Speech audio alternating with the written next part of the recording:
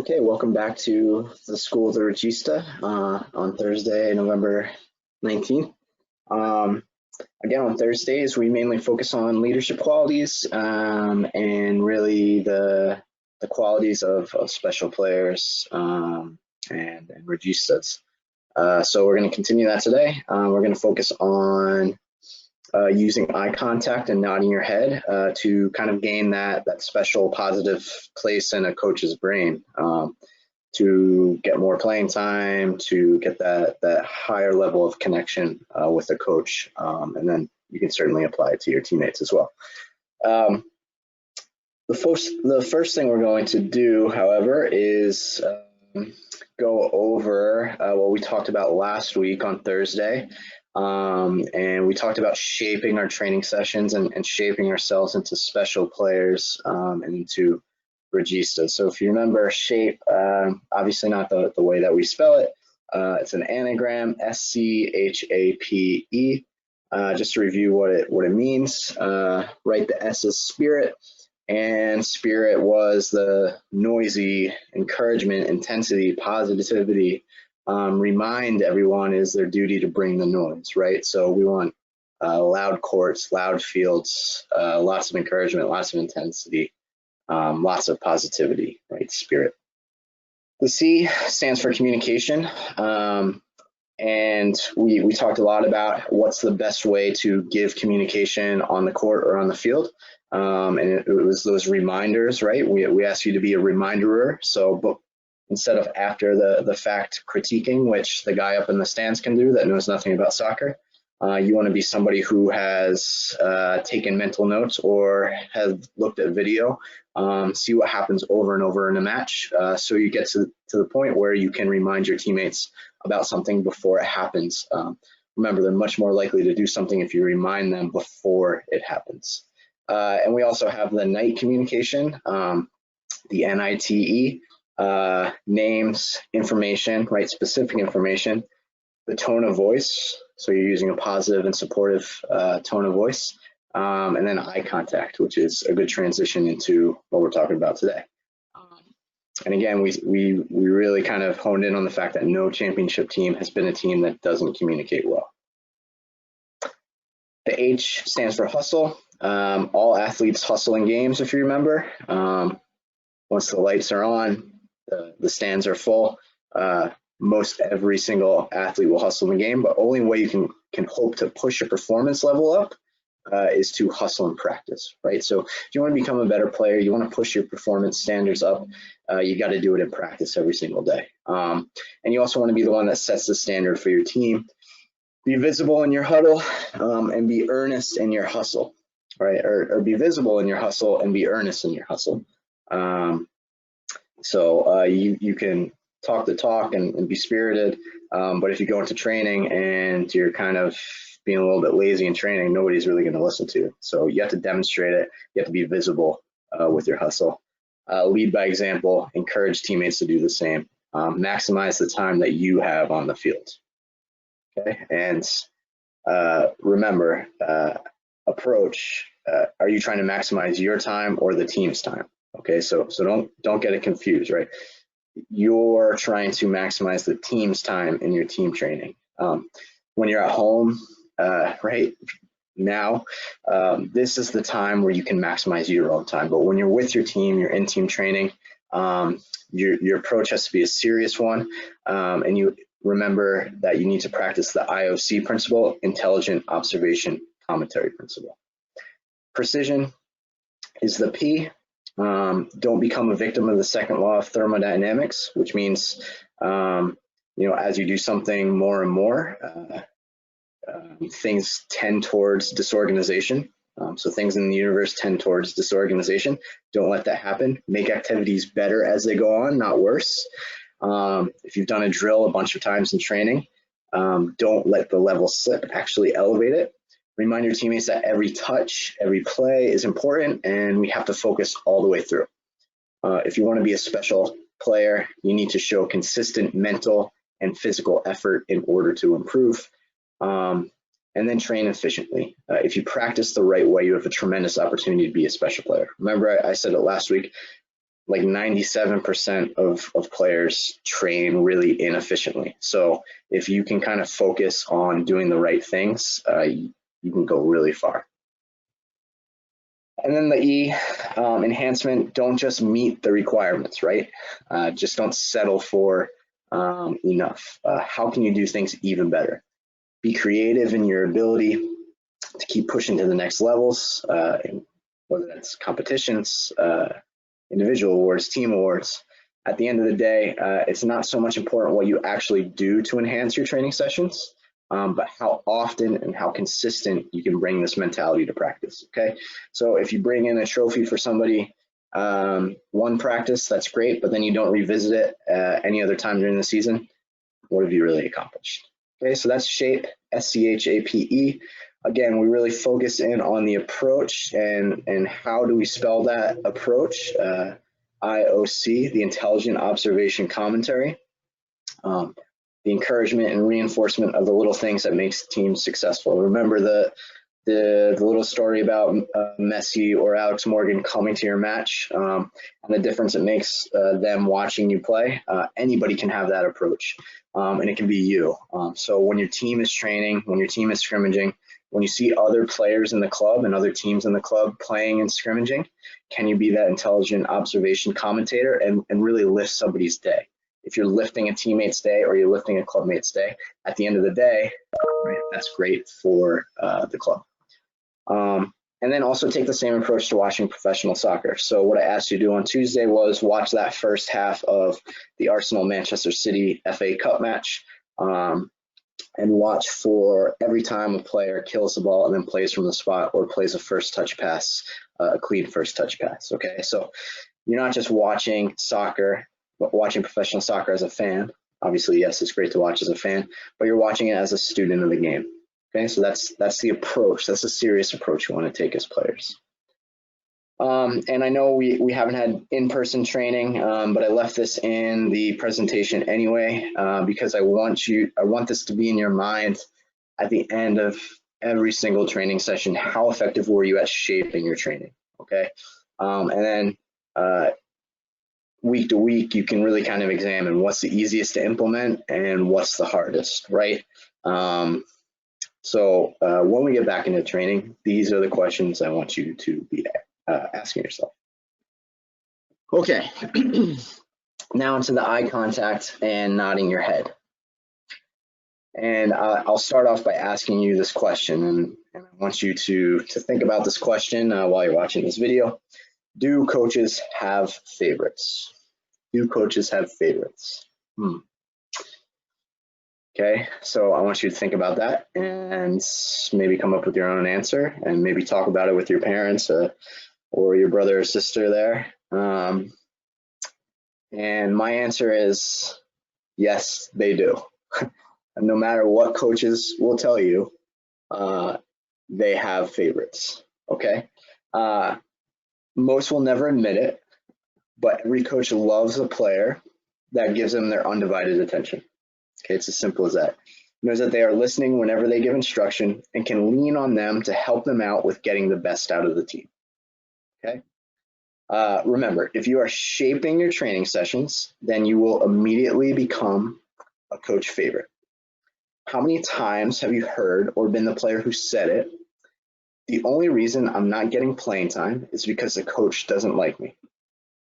Do you feel like you've ever said that before? Have you heard your teammates say that before? Okay. First off, that is almost always not true, right? It's almost always not true, okay? And second, if you fooled yourself and really believe that, ever ask yourself, why don't they like me? Okay? So if you do think that, or you have thought that in the past or in the future, you kind of let yourself slip and think that, again, kind of look in the mirror and say, why doesn't the coach like me? Coaches are human. Coaches have biases, okay? Coaches let emotions affect their decision making, all right? I can admit it. Coaches, it's that simple. We're human. We have the biases that you do. And again, the emotions do affect this. If you aren't bringing energy to your training sessions, if you aren't communicating appropriately, if you don't practice the intelligent observation commentary principle, right? If you're just off to the side every time the coach turns their back and doing your own thing, coaches are going to have a negative feeling about you as a player. Okay? Most coaches are professional. Most coaches, again, they don't let these things affect their decision making, but it is just something that sticks in coaches' brains about players. Okay, even if you are the best player but train really poorly, remember what we said last week about flipping the switch with hustle, right? So you're great on match days, but during training you're just not good, right? And you're not showing leadership. And also, if you treat your teammates and coach with disrespect, you may play a lot, but might not get that support and trust from your coach and teammates that raises the level of your performance. Okay? So you're shaping your training session, which is a good start. But you're also now thinking, okay, what can I do? How can I make sure that the coach always has you in the front of their mind? Okay, because just like those negative examples that I chose that kind of get stuck in coaches' brains, there are a lot of positive things that you can get to the front of that coach's mind. So think of this scenario. Have you ever been in a huddle and half the team is not paying attention, or maybe more than half of the team is not paying attention to the coach? Do you know how that makes a coach feel? Makes us feel. We've all been in that situation as coaches. Team huddles are an easy place to start to stand out to a coach. Coaches always scan the huddle to see who is paying attention. And I'll be honest with you, it's so easy to pick out the players that are, especially now with it's just masks. Okay,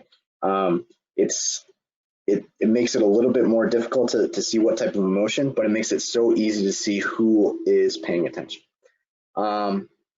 It's the ones who have eye contact and are nodding their head, letting the coach know that they are comprehending the message. Okay, it's as simple as that. Team huddles or when we're explaining things to a group of players, as coaches, we always talk. We want to make eye contact with somebody. If we catch somebody's eye and they're nodding their head, they're making that sustained eye contact with us, bam, positive feeling right in their mind. Okay, again, we talk about that biases. That's a positive bias that's going to get stuck in that coach's mind. All right, and again, especially with the mask, it makes it so hard to communicate verbally. We need to use every little bit of our nonverbal communication, and eye contact is the absolute best. So do you want to get more playing time? Do you want to become that player that a coach trusts? Do you want to be the go-to player when a coach needs help, right? Every time there's a huddle or a team meeting, make it a point to make eye contact with the coach. Okay, so every single time. And it doesn't even have to be a huddle. It can just be talking to a group of players or just individually make eye contact with the coach. Really make yourself stand out. I can't guarantee this is going to get you more playing time, but if it comes down to a decision to put you in a big match over someone else, this could be the marginal difference. Okay, this could be the marginal difference, right? If we have two players who are exactly the same ability, are on the same form, we start to look at the little details that make a difference, and sometimes it's just that, you know what, I feel like I can trust that player a little bit more than this other player. Why is that? Maybe we have that positive bias in our brain. They're making eye contact with us, they're nodding their head. Okay. And again, remember, coaches are human and have these biases. When these positive impressions get stuck in their mind, it affects the decisions they make later. Okay. And more importantly, the negative impressions, which for many people outweigh the positive impressions. Okay, so as humans, a lot of times the negative experiences affect us. We hold on to those more than the positive ones. those negative ones could also make the difference. So don't leave it to chance. Don't be the player that's never making eye contact, who's never paying attention in the team huddle. Okay, those are the players that stick in coach's mind to say, you know what, they're not paying attention to me, they're not getting the message. But you know what, so and so over there is making eye contact with me. They're nodding their head. I think I can trust them. I think they're understanding what I'm saying. And again, just like I said, take it one step forward. All right, make that eye contact, but then also nod your head to let the coach know that you are really listening. Okay, and again, with the mask, this becomes even more important because we no longer are able to see what is happening with the lower half of your face, right? We can't see if you're smiling or you're frowning or you're laughing. We can't get that. So all we have are the eyes, and it makes the nodding of the head that much more important to understand that people are comprehending what we are saying. All right, so again, make it a point, take it one step forward, make the eye contact, but then also nod your head. And let me end with this, okay? Let me end with this question. Have you ever disagreed with a coach on something that they said in terms of tactics or a technical exercise or explaining why they did something? I'm not talking about something that would be controversial or anything like that. I'm specifically talking about, have you ever disagreed with a coach on something they say in terms of soccer tactics or soccer technical explanations? And what did you do? Okay. And I'll tell you this right now. If you disagree with a coach on these things, okay, as it relates to the team and how they're playing, you have got to bite your tongue until the end of the practice when you and the coach are in a private discussion. Okay, it is totally fine to disagree with me and to disagree with your coaches. Trust me, it is totally fine to disagree with coaches. And I often, with my players, welcome the debate. Okay, but in front of the team, you want to be the coach's ally. Okay, and you want to show that you are buying into everything that they are saying. Again, this goes to the positive biases and putting yourself in the coach's the front part of their brain. If the coach is wrong, what do you think will happen if you point that out in front of the whole team? Okay, even if it's something really obvious, what do you think is going to happen if all of a sudden you disrupt what your coach is saying and you point out that they're wrong? Do you think most coaches will budge? I think some coaches will, and I certainly try not to take myself too seriously in training sessions, and so you know, if I'm making an obvious error, that's fine. But if it's something that has to do with my philosophy and has to do with the way we want the team to play, you know, I'm not really going to budge on that in front of the entire team. Remember, we are human, and these things leave lasting impressions. So we always welcome disagreement. I'll say I, as a coach, and many coaches will welcome disagreements, but only want to debate it when we are in a private setting. Okay, so coming up to me after practice and bringing up that point of contention.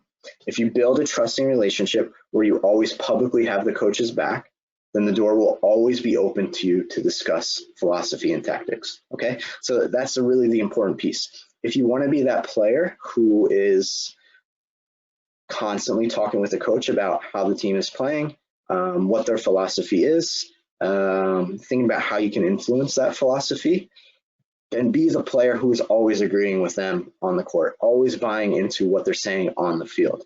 If you do that, you build that trust with a coach, right? You build that positivity with a coach so that at the end of the practice, that coach will call you into the office and say, hey, you know, what did you think about training today? What do you think about this formation that we're playing today? If you want to be that type of player, if you want to have that open relationship with your coach, then it's really, really important that when you're on the court, right, you're making eye contact in the huddle, you're nodding your head, and whatever the coach is saying, you are publicly backing, right? You're enthusiastically backing and getting your teammates to buy in as well.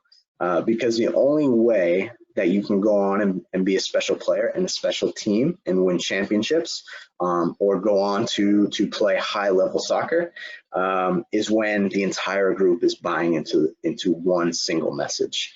If there are disagreements all over the place and doubt sown into every player, because you are the one leading that doubt, then the season is most often going to end in a bust. So everybody get on the same page, and really kind of take this to heart, especially when we get back into training. If we have the masks on still, think about how you can create that positive place in the coach's minds.